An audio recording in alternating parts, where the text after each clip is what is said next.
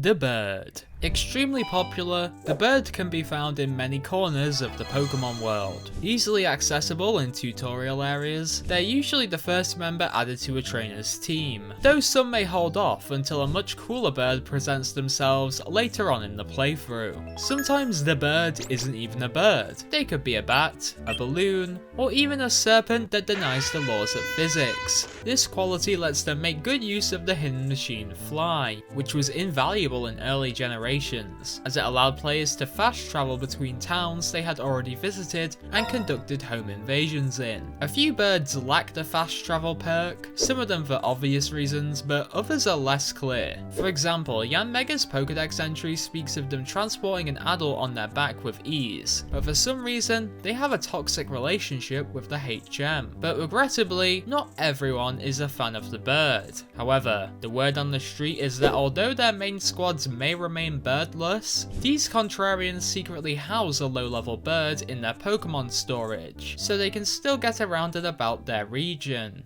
The boat. Similar to the bird, the boat offers critical transportation around the trainer's region. This is done through teaching them Hidden Machine Surf, and although there are some pretty odd boats out there, including ones that hate the ocean, the recipient of this move is usually a water type, only being weak to 2 out of the 18 types, with the exception of Salt Cure and Freeze Dry because I know some nerd in the comments would have brought them up. Combined with free access to this 90 power 100% accuracy move, make water type boats very powerful teammates with very little investment. Some boats might gain the motor power up, allowing them to climb up waterfalls with ease, and if you're in the Hoenn or Unova regions, you can upgrade your boat to a submarine, which grants the player the godlike power of breathing underwater.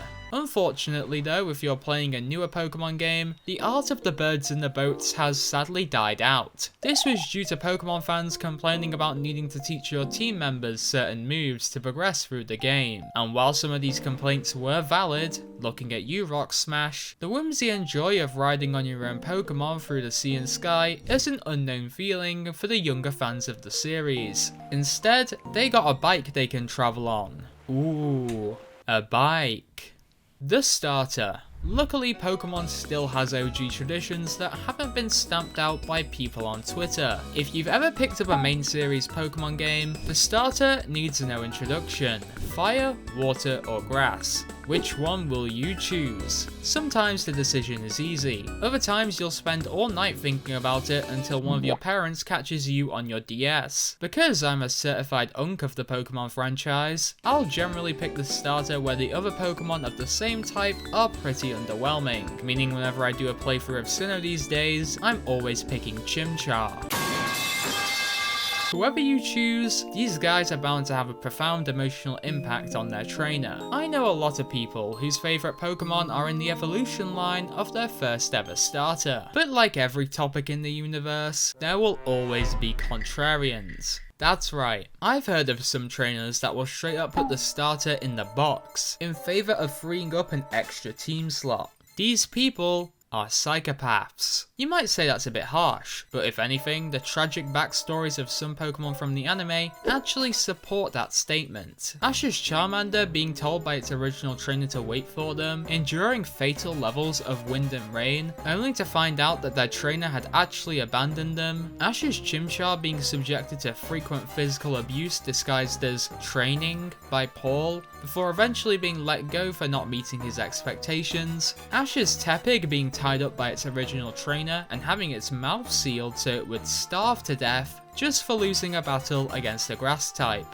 Man, why did the fire starters have it so rough? The fraud. Be it the glass cannon that always fails to knock out a Pokemon and faints themselves, the defensive monster that ends up being turned to scrap because every trainer has a super effective move against them, or the Pokemon everyone swears is completely useless but after watching a Pachirisu win the World Championships, you wanted to try them out and show them some appreciation, only to find out, yeah, There's a reason why everyone says this guy sucked. Some Pokemon can be big frauds, some might only have a little bit of tax evasion in them. They might have a redemption arc and become the team's MVP, or they might get boxed before they can prove the doubters wrong. It could be as simple as just one of your Pokemon hitting themselves in confusion too often. It's here I think I should give a quick intermission that these archetypes aren't exclusive, and if they fit the criteria, a Pokemon can certainly have multiple archetypes. For example, if I was playing through Pokemon Heart Gold and picked Chikorita, I would be inheriting both the starter and the fraud.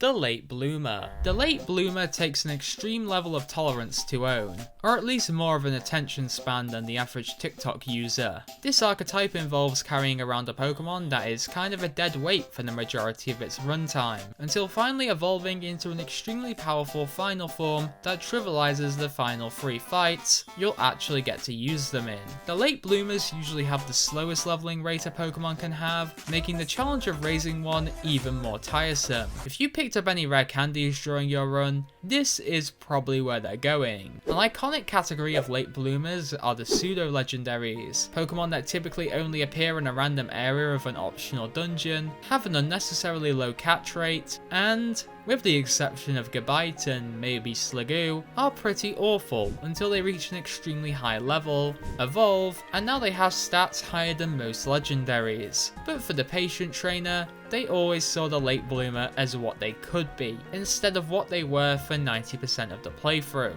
For reasons unexplained, Generation 5 had a lot of late bloomers. Mienshao, Bishop, Volcarona, and of course, the infamous pseudo-legendary Hydreigon, which could only be obtained by raising a Zweilous to level 64. Ironically, the highest level Pokemon you fight during the main story is an illegal level 54 Hydreigon, the legendary. Oh boy, here we go. Using a legendary in a Pokemon playthrough is as controversial as, well, any point of discussion in the Pokemon community. We disagree a lot here. You see, a swathe of the community believe the legendary is a cheap tactic used by 6-year-olds to win tough battles without much thought, while others make the incredibly ridiculous argument that a person who paid good money for the game should not be able to freely dictate which Pokemon they use. The more powerful the legendary is, the more controversial using one in a playthrough will be. Adding a mini legendary with an attack stat lower than Pignite will probably not cause that much of a stir, but bringing the Incarnate of Death to the game's final act will sure raise a few eyebrows. For some reason, it's always the Hoenn games that have the most infamous legendary incidents. In Pokemon Emerald, you could catch a level 70 Rayquaza before a Pokemon League that had a level range of 46 to 58. And in Omega Ruby and Alpha Sapphire, not only were you gifted a free legendary that could Mega Evolve before the 5th gym, but you could also catch another legendary before the Pokemon League with the power to revert to its primal form and gain a stat total bigger than God's. Anyway, if you too would like to rival God, please consider liking the video and subscribing. Thank you to my channel members, and I'll see you in the next one.